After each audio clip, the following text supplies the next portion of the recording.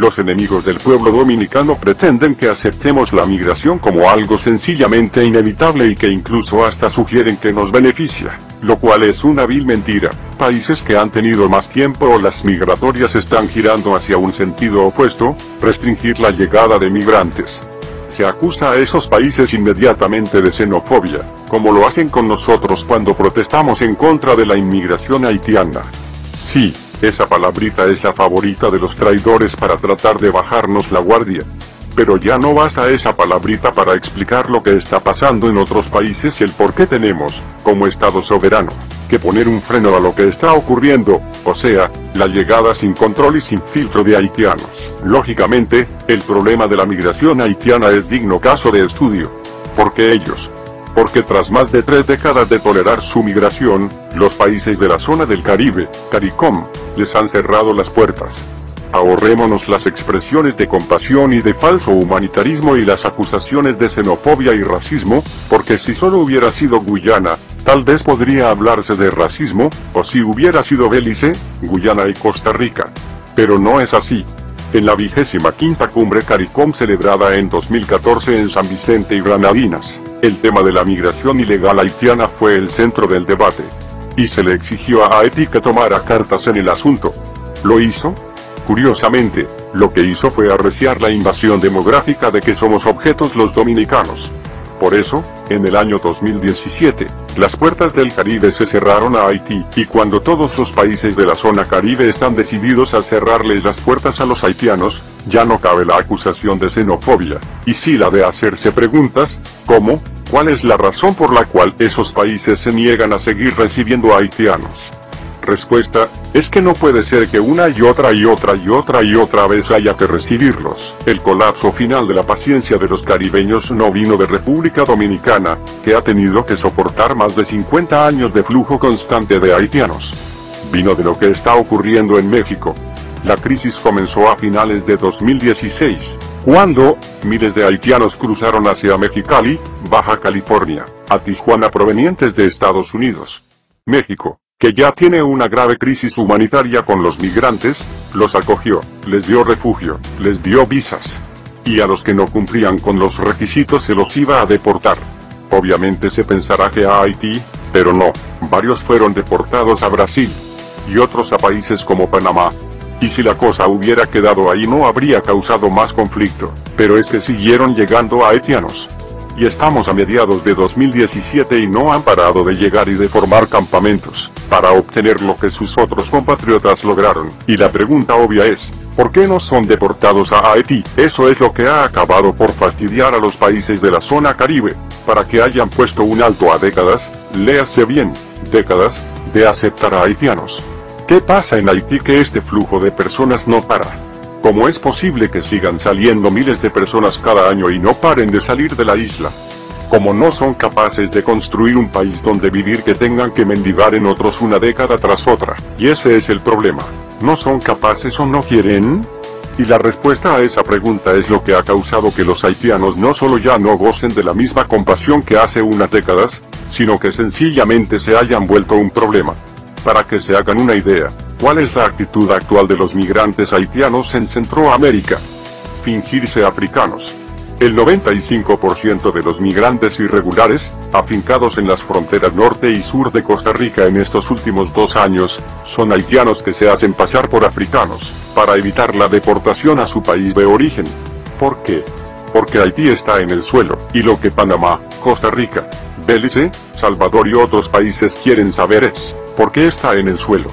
O sea, Haití no está en guerra, Haití tiene presidente y Congreso electos, y Haití está bajo el alero del Consejo de Seguridad de Naciones Unidas, que ha decidido poner fin a la misión de las Naciones Unidas para la estabilización en Haití, MINUSTAH, este año. No podría hacerlo si las condiciones en la isla no fueran aceptables. Oh, es que ocurrió un huracán el 2016 y el terremoto del 2010. Y eso es razón por la que otra vez, como llevamos viendo desde hace décadas, los haitianos siguen saliendo de su país. ¿Cuándo se pondrá un alto a todo esto? Se preguntaron los países del Caribe. Panamá exigió directamente al gobierno haitiano una respuesta en el 2016. Lo hizo Costa Rica hace unos meses atrás. Lo hizo Bahamas en el 2014. Estamos en 2017 y la cosa no para. Hace décadas que no para. La respuesta a todo este asunto está en la élite haitiana. Oh, sí, hay élite haitiana. Y esas personas venden a su gente a la élite de otros países, como el nuestro, para satisfacer las necesidades de mano de obra barata de las fincas, de los ingenios y del sector de la construcción. ¿Creen que es mera casualidad que la zona turística dominicana sea la que concentre la mayor cantidad de haitianos? Ahí están los hoteles que los emplean en casi su totalidad, ya que son manos de obras baratas. Soros, que ha financiado las campañas de legalización de la marihuana, lo hizo en Uruguay, pautando a Mujica, con el fin de obtener autorización para cultivar marihuana transgénica. Para controlar el mercado de ese producto, está totalmente a favor de la migración haitiana y financia campañas de apoyo a la regularización de esas personas, sobre todo cuando están apátridas. Lo cual es un negocio para la élite haitiana, que busca conseguir fronteras abiertas y repatriaciones casi nulas. ¿Dónde está el negocio? Oh, es que Haití recibe fondos para vivienda, educación y capacitación laboral desde la Unión Europea y desde las mismas Naciones Unidas.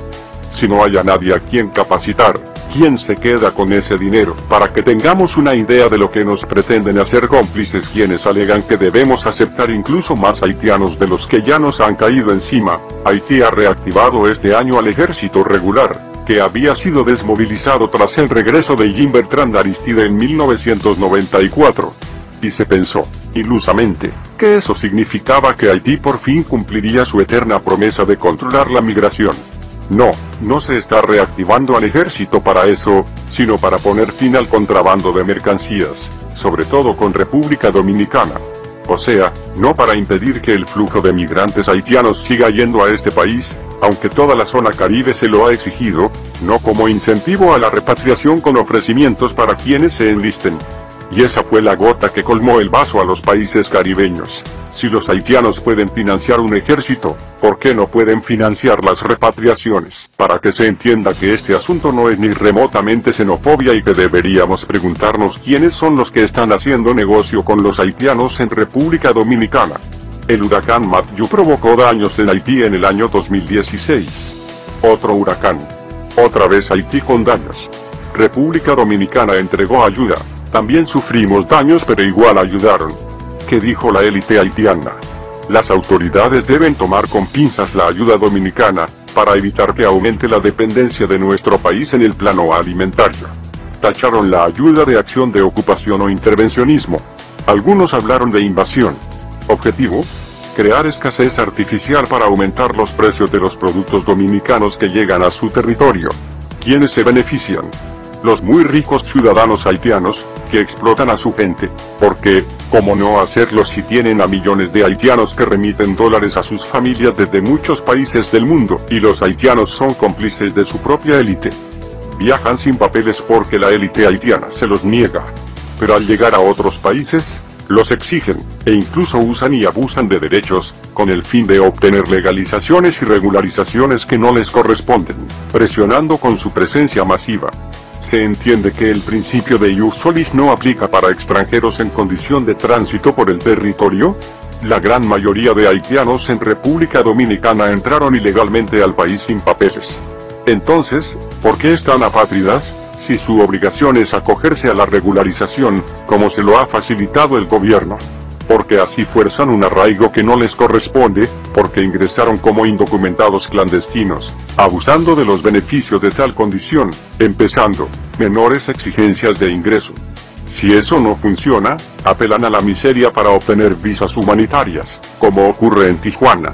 Y desde los medios de prensa se alimenta la idea que todo lo malo que les pasa es por culpa de la población nacional, que es racista, que los discrimina. Pero es cosa de revisar el historial de la migración haitiana en otros países para darse cuenta que hay un patrón que se cumple en todos los casos. Los haitianos no son pobres porque se les trate mal en los países a los que llegan, ellos lo son porque acarrean pobreza. La traen de su país, no la adquieren fuera de él.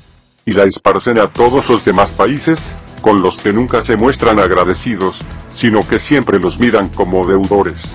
Todos le deben a Haití. Se nos exige a todos los países asumir un rol paternalista con respecto a los migrantes de Haití, descartando de antemano el derecho que el Estado tiene a decidir sobre aspectos de migración tan puntuales como quién entra, quién se queda y quién puede ser deportado, así como los criterios a emplearse para tomar esas decisiones. Tenemos que mirarlos siempre como víctimas. La cuestión es que, ¿de quiénes son víctimas los haitianos? ¿De República Dominicana, de Panamá, de Brasil? ¿Por qué no se dan cuenta que los haitianos solo son víctimas de ellos mismos y de su ataviada cultura de victimismo y de mendicidad? Por eso es que la zona del Caribe se aburrió de ellos, por eso es que no les permiten ingresar sin documentos, por eso es que les han puesto un freno y los están deportando. Y ojo, deportar no es violación de derechos humanos, es la sanción para los extranjeros que no cumplieron con sus obligaciones, como los haitianos que ingresan sin papeles y sin siquiera un chequeo médico. Ojalá fuera un asunto de nacionalismo trasnochado, ojalá se redujera a no queremos negros. Pero algo está mal en ese discurso demagógico basado tangencialmente en derechos humanos, cuando países que tienen población negra nacional rechaza a los haitianos.